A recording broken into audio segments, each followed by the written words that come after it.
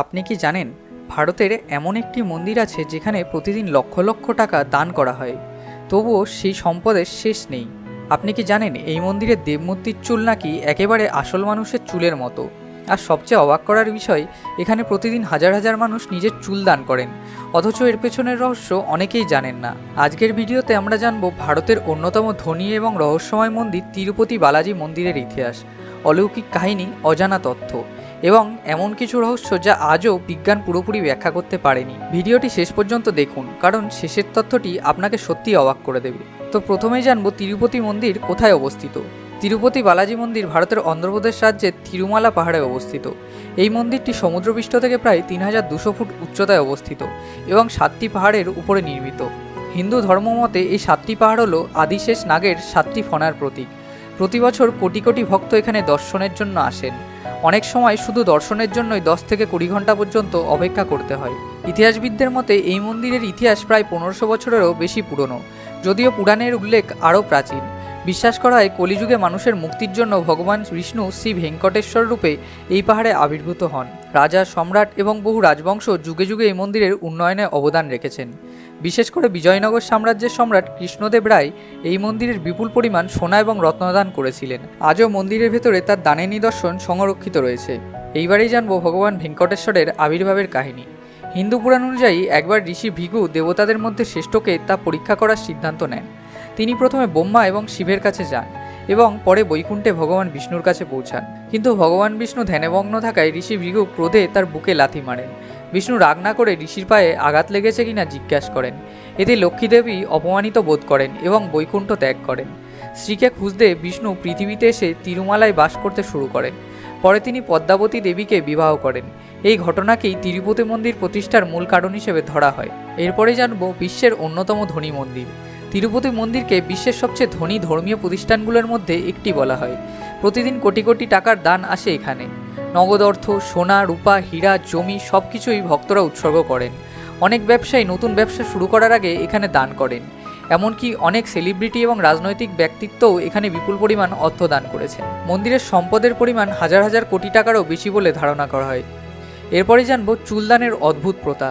তিরুপতি মন্দিরের সবচেয়ে বিখ্যাত প্রথাগুলির মধ্যে একটি হলো চুলদান। প্রতিদিন হাজার হাজার মানুষ নিজের মাথা ন্যাড়া করে ভগবানের কাছে চুল উৎসর্গ করেন। কিন্তু কেন?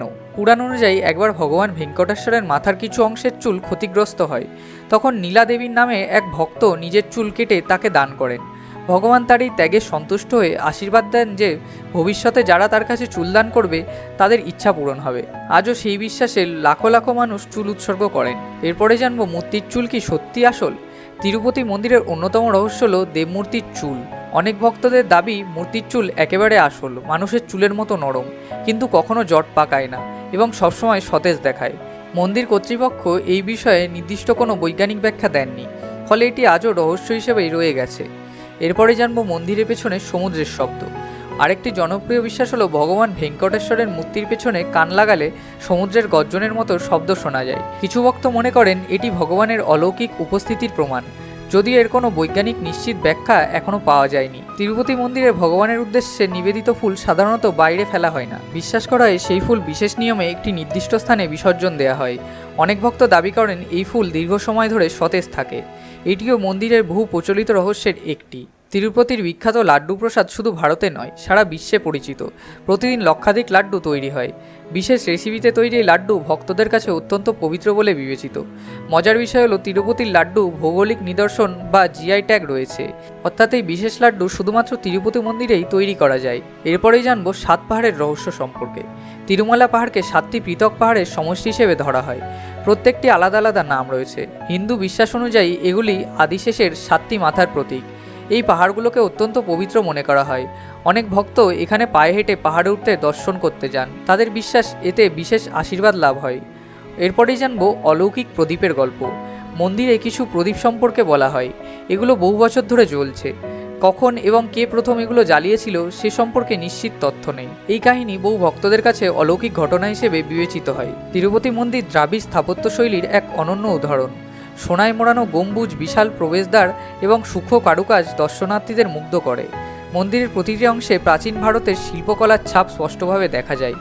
বিশ্বের নানা প্রান্ত থেকে ভক্তদের আগমন এখানে হয়। প্রতিদিন শুধু ভারত থেকেই নয়, বিশ্বের বিভিন্ন দেশ থেকে ভক্তরা এখানে আসেন। অনেকে বিশ্বাস করেন একবার আন্তরিকভাবে প্রার্থনা করলে ভগবান ভেঙ্কটেশ্বর তাদের মনোবাসনা পূরণ করবেন।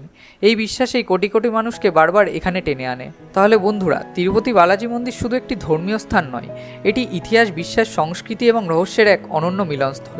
দেবমূর্তির রহস্যময় চুলদানের অদ্ভুত প্রথা, কোটি কোটি টাকার দান এবং অসংখ্য অলৌকিক কাহিনী, সব মিলিয়ে তিরুপতি আজও কোটি মানুষের বিশ্বাসের কেন্দ্র। আপনি কি কখনো তিরুপতি বালাজি মন্দিরে গিয়েছেন, অথবা এই রহস্যগুলোর মধ্যে কোনোটি আপনার কাছে সবচেয়ে অবাক করার মতো লেগেছে? কমেন্টে অবশ্যই জানান। ভিডিওটি ভালো লাগলে লাইক করুন, শেয়ার করুন এবং আরও এমন রহস্যময় ইতিহাস এবং অজানা তথ্যের জন্য বঙ্গপিক্স চ্যানেলটি সাবস্ক্রাইব করতে ভুলবেন না। ধন্যবাদ।